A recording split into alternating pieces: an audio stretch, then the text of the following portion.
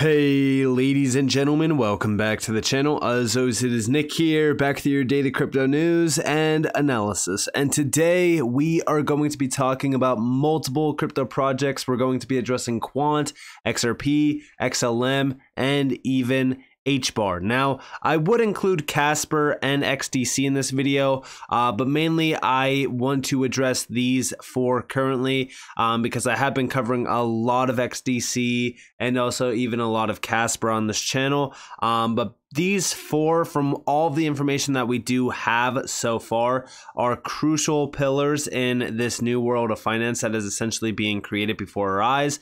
And we are going to go over a ton of information and really kind of connect a few dots as well. So with all of that in mind, let's dive on in and let's start off with addressing all four in terms of their overall price, market cap, and their chart. So with Quant, we are sitting still above roughly $100. I personally would like to see us hold above $100 for QNT to retain a significant support zone. And also, as we look at QNT, we know that this thing is probably extremely overlooked and misunderstood. I know this because a lot of people continue to bring up the fact that it is an ERC20 token, but we all know that it is agnostic, or at least we should know that it is agnostic. But Quant is a crucial piece in terms of interconnectivity and interoperability. And also with QNT, we know that the supply, I mean, it's sub 15 million supply, market cap roughly about $1.5 billion. I think that this thing is going to be a very significant player in the next run up, by the way, as well.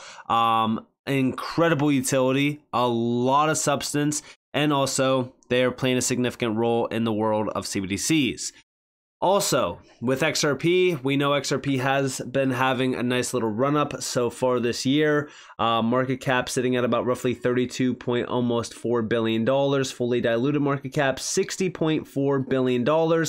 Not exactly the best choice if you don't have a large amount of capital, because again, there is better coins out there for ROI if you do have, you know, a lot less capital to invest. But I do think that XRP should be in anyone's portfolio that is looking at utility and wanting to invest into utility. But again, like I said, there is other options in case you don't want to have, you know, a large amount of capital to put into something.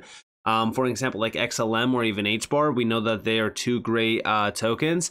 But XRP, in my opinion, is a crucial piece to bridge CBDCs, bridge stablecoins, things like that. And XLM could do that as well. But I do think that XRP is more so for the B2B sector, more for financial institutions. XLM seems more so P2P, but also with XLM, you do get half the supply of XRP if you are worried about that. In my opinion, I don't think that we really need to worry about supply too much with a lot of these enterprise grade tokens and institutional grade and financial tokens. But XLM, roughly 27.8, almost 27.9 billion tokens in circulation, almost 4 billion market cap, fully diluted about roughly 6 billion. Full transparency, it would have to essentially 10x from the level it is at today in order to have the same fully diluted market cap of XRP, which is also why I say like the ROI on XLM is better for those that don't have a large amount of upfront capital to splurge on altcoins. And XLM could very well be that choice for if you wanted to. But like I said, XLM and XRP, although they are very similar, they do have completely different overall use case applications. Like I said, XLM and XRP do facilitate the same exact sort of use case, which is moving money as fast as possible for a very low cost fee. But we know that XRP has been pioneered and essentially exposed to the major financial giants of the world, and it's already spanned across the world as well through a lot of the Ripple you know, expansions. But also even the XRP ledger, there is a lot of great financial use cases centered out on even P2P, but XRP for me is more B2B, more banking oriented. With XLM, it's more so for the P2P, really banking the unbanked as well. But XLM definitely is, in my opinion, a big player. I don't have enough XLM, if I'm being fully transparent with you. I definitely need to start adding more, but XLM definitely is a great choice. And then, of course, HEDERA. So with HEDERA, again, you get half the supply, 50 billion total supply. Circulating supply is sitting at about roughly 33.5 billion. Honestly, I like to kind of go off of the total supply anymore with HBAR because you never really know how much supply is going to be out there when the big run-up does begin. But I do think that HBAR will have a significant run-up. I am expecting at least $1 for HBAR, which is nearly a 20x from where it is at now. But fully diluted market cap, almost 6 billion. Market cap itself is sitting at about roughly 1.7 billion. So with all of that in mind, let's actually address some things happening behind the scenes. So Stellar. So with XLM, a lot of people just overlook XLM simply because there is XRP, there's XDC, there's other tokens out there. I put out a tweet recently, and this goes all the way back to October 19th, where I was connecting the dots with SecureNC because SecureNC just recently got acquired by the DTCC, which is the largest mover of securities. They settle about $2.4 quadrillion worth of securities per year. But I even said, like, this is pretty big. We do see that Stellar is a partner of SecureNC with some large players like even Wisdom Tree and State Street. And I even said how much the DTCC actually settles per year. But I do say here, Stellar is bigger than anyone thinks, building on top of my post from earlier today. Check this out from SecureNC's website. Public markets tokens solution, increasing global access to public markets assets. We do see the pain points mentioned and why it's ripe for transformation. At the bottom of this page, they mention Wisdom Tree's Prime app, which is a new digital marketplace for mainstream financial assets with SecureNC. What blockchains is Wisdom Tree using for this? Oh yeah, that's right. Stellar, XLM, or Ethereum. We know JP Morgan said Ethereum has been disappointing, and I believe XLM will be favored over Ethereum. Keep a close eye out on Stellar. And here you guys have some of the screenshots here, which I was talking a little bit about in my post. And here you guys have public markets are ripe for transformation, settlement cost and risk are growing. And then also over here, you have Wisdom Tree. See how Wisdom Tree is creating a new digital marketplace for mainstream financial assets with SecureNC. And then on the last slide here, we do see that they are going to be tapping into Stellar or Ethereum, hence blockchain enabled. But then also we know that XLM and XRP were mentioned significantly in this PDF file from November of 2021 from the World Bank. This is talking about central bank digital currencies for cross-border payments. And within this, we could actually see stablecoins for cross-border payments, which if you guys are not aware of, there's actually a regulatory framework that is being drafted for a global stablecoin regulatory framework. Basically, it's making stablecoins fully regulated, and it's allowing for major banking entities to tap into stablecoins and issue out stablecoins. A lot of people also think that stablecoins could very well become CBDCs. But here we have, they also offer stability with respect to their parity against fiat currencies. Two digital currencies that fall into this category are RippleNet's native digital currency, Ripple XRP, and Stellar Network's native cryptocurrency, the Stellar Lumen XLM. Both Ripple and Stellar enable faster and more efficient cross-border payments relative to correspondent banking. And I guess World Bank didn't really get the memo that Ripple is not XRP and XRP is not Ripple and XLM is not Stellar and Stellar is not XLM, but hey, it is what it is. However, they differ in that the former aims to improve in cross-border settlement between international banks, whereas the latter aims at providing low-cost cross-border payment financial services to end users and the unbanked population, which is what I just said, right? Like, they are two very similar tokens and they have similar use cases, and even the companies are very similar as well, but they do go after certain niches, if you will, within that use case. And of course, they do break both of these down. But they're the only two actual currencies and cryptocurrencies that are mentioned within this document. And this is by the World Bank, which is a very significant document and significant player. But outside of this, right, we also know that Ripple as a company actually recently announced their CBDC and stablecoin platform. Recently, this was only CBDCs, but then they added stablecoins to this. I remember this specifically because I mentioned it on the channel. I'm like, this is kind of odd that they added stablecoins, but it was at a time where stablecoin discussions were happening globally. ODC, accelerate payments and reduce costs. The future of money is digital. Now, this is built upon the private ledger that is based upon XRP ledger technology, But remember, there's only one XRP. There could be multiple ledgers, but there's only one XRP. And there's already 5 CBDCs that are being created on this platform. And we also know that Ripple is in talks with 20 plus central banks regarding CBDCs. Also, for those that are wondering if XRP is going to even be utilized within this, if you actually watched the video, I don't know if this video includes it because they actually updated the video here. But there was a video that talked about how XRP would be the bridge currency between CBDCs. That's what they are positioning XRP as in terms of its actual bridge currency status. But also, this image lives rent-free in my mind and has for years. And here you guys have the overall cost basis between utilizing the current system with Ripple and XRP, and then Ripple with XRP with a low volatility XRP, more so a stable XRP. You can see the significance of this. And again, this is an older image, but I just want you guys to understand like why utilizing Ripple with XRP for settlement is a crucial step in the right direction around revolutionizing our current system.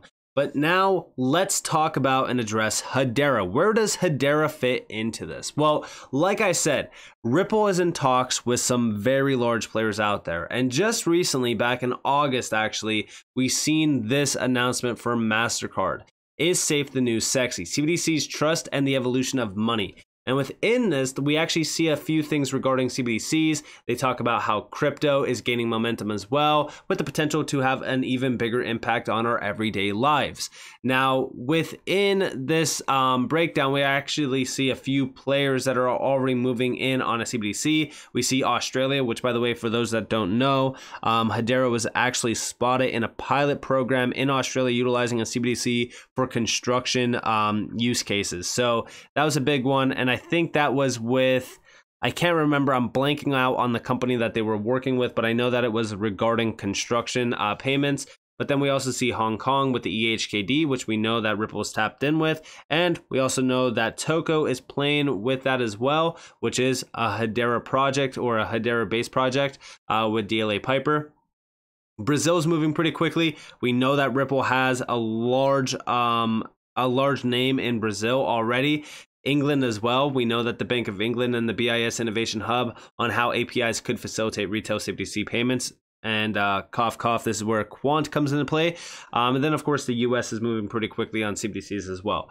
But the reason why I bring this up is because of the companies tied to this platform or this new partnership, if you will. So first and foremost, we get the full names of Ripple, Consensus, Fluency, IDEMIA, which is the big one. This is the one that you want to focus on because this is digital identity technology provider IDEMIA. They are most likely going to be the ones that are providing the digital identity technology that is backing CBDCs. Now, what's interesting about this, right, is that if we scroll down, I don't know if they mention it within this article. I know that I've recently seen an article that is actually talking about safeguarding this digital identity offering. And that's where more so HEDERA comes into place, which we will talk about in this video as well. But if we scroll down, yeah, I don't know if it is, I don't think that it is this article, which I am kind of mad about because I would have loved to talk to you guys a little bit about that. But nonetheless, we can still address it because we do have this post from HEDERA going back to March of this year. So again, another great overlooked article, really kind of talking about securing offline transactions with a CBDC wallet. This is secure offline CBDC wallet to bring in the power of central bank digital currencies to everyone. They do talk about the 1.7 billion people that still don't have an access to a bank account. And IDEMIA secure wallet solution for offline CBDC traction or transactions has been designed to help them in this ambition. And remember, right, like as we actually look at this, we know from all of the actual pioneers behind CBDCs, aka the central banks and the large organizations like the BIS, the IMF, the World Bank, you name it, they all are talking about why we need offline CBDC payments and also solutions regarding this. And of course, IDEMIA is one that's working behind this, and they're actually working with the Federal Reserve and a few other large players with this. And a lot of the sources actually coming from the World Bank, as you guys do see down there. So very, very interesting. And for those that, you know, are not aware, yes, Hedera is playing a crucial role within this, because if we scroll over here, we do see Hedera is proud to partner with IDEMIA Group on their mission to provide secure, customizable, and accessible solutions to central banks, exploring CBDCs, unlocking the potential of connected Web3 economies while preserving privacy. And remember, right? We know Hedera has always been touted as the trust layer for the Web3 economy. I do think that that is a big thing to bring up, because, you know, if we are talking about this future of Web3 and where we're talking about digital payments, digital wallets, things like that, banking the unbanked, well, guess what? Now trust becomes a crucial piece of that system. This is also why I say Hedera has to be like 100% looked at. And I do think that everyone should be holding at least some HBAR, because this is a blue chip and it always has been. Like, listen, I'll admit when I'm wrong. I was wrong on the price valuation for HBAR back in 2021. And it sucks because, you know, it could have very well have hit those higher valuations if we didn't see the supply flood the market. But outside of that, one thing that I was saying back in 2021 was the fact that Hedera is a crucial piece in this new world of finance that is being created, which is, of course, Web3. And the reason why is because of the trust behind it. That trust layer for the future is a big thing, and it's extremely valuable. But also, we know over here, decoding a CBDC, a practical guide to a CBDC design and implementation, we already know that Ripple and Hedera are two very close players here. They, in my opinion, have to be working together in some sort of way. Maybe they've had discussions, maybe they haven't. I don't know. I could speculate all day, but they are two partners within this report series with Prosperous. And we also get a little bit of a breakdown between both of them, which I did include in a recent video, actually, because we were addressing Ripple's move with the EHKD program. But here they break down Ripple. They break down on how it is a leader in the enterprise blockchain technology space. They also talk about the benefits of it, and they also see, or you see the private CBDC ledger coming up in discussion here as well. But down here we have Hedera, the Hedera Network Enterprise Advantage, performance, high availability, eco-friendly, predictable low TCO, rapid development, ecosystem compatibility, platform trust. And again, this also proves the fact that, like, as we look at Hedera, they are also, you know, designed for CBDCs. Like, they have this network fully catering to this new world of finance that's coming. And it is inevitable. Like, central banks, there's 93% of them globally that are already moving in on a CBDC.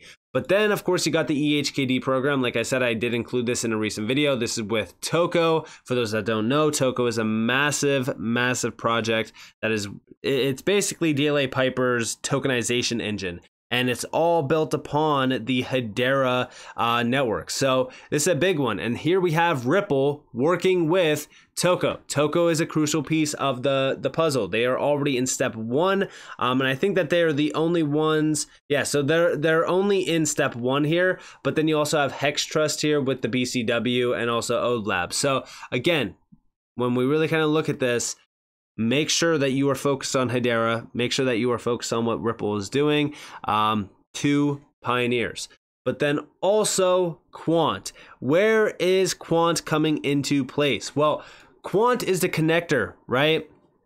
In order to have all of this realized in order to have all of these great efficiencies tapped in, you need something that can easily connect the traditional world to this new world of blockchains and DLT. And listen, these major banking giants and companies and enterprises, they don't have time to train an IT department, and they also don't have the money to, you know, splurge on IT development and deployment. It is extremely costly to truly rip out and tear out their old system and bring in this new system. So how can they realize this value right now today? Well, with Quant, with Overledger, it allows them to deploy and tap into blockchain and DLT in literally 3 lines of code that you don't even need to learn new development language or anything like that. It's 3 lines of code and it's essentially plug and play. And then from there, you could actually tap into anything. You could tap into Hyperledger, which again is where Hedera, Casper, and a few other players are tapped in with.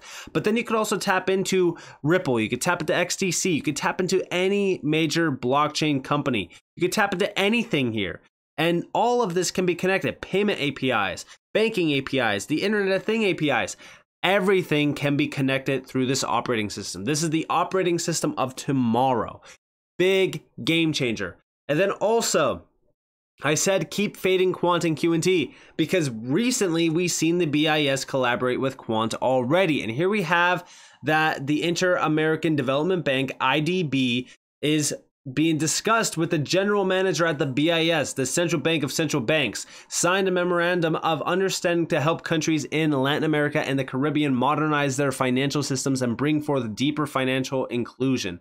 I'm telling you, like, you need to look into a lot of these projects within this space because they are already working in these significant areas that are being tapped in. And we do see here, its mission is to accelerate the development of a regional DLT-based ecosystem with the potential to fully realize the many economic and social inclusion benefits that the technology can offer, aka realizing the value of the Web3 economy. This is huge. And then also over here, you have an image of just some of the gateway. Like, this is how it really kind of works, right? So first and foremost, on the left side, you have the major blockchain platforms, like for example, Hyperledger Fabric, you have the Ethereum, and also even the Corda. And these are more so private enterprise blockchains. And then this can connect through the Overledger operating system. And this is where you can kind of connect to enterprise integrations, data, APIs, payments. And then, of course, on the right side, you have DLTs. So everything can be connected here. That's why I never look at Quant as like competitiveness with any blockchain or any project within this space. I mean, the Link individuals, they're always saying like Quant versus Link. I don't really look at it like that. Again, very similar, just like Ripple and Stellar. They have their own place in this market. But outside of that, you know, I really do hope that this video kind of opened your eyes to how big these four are and all of the connections between all four of these, because we already know that Quant has a gateway. I look at it more as a gateway to the traditional world, but they already have a gateway to Hyperledger, which is more so Hedera, Casper. But then they also already have integrations with the Ripple team, with XRP and the XRP ledger, and then also they already have integrations with XDC. And again, Stellar's already tapped in with this as well through Hyperledger as well. So with that in mind, I hope that you guys enjoyed this video. If you guys did, definitely leave a like, subscribe, turn notifications on if you guys want more free content. You guys are more than welcome to follow me on Twitter and join the free Discord in the description below. And with that being said, guys, this has been Nick. Peace out.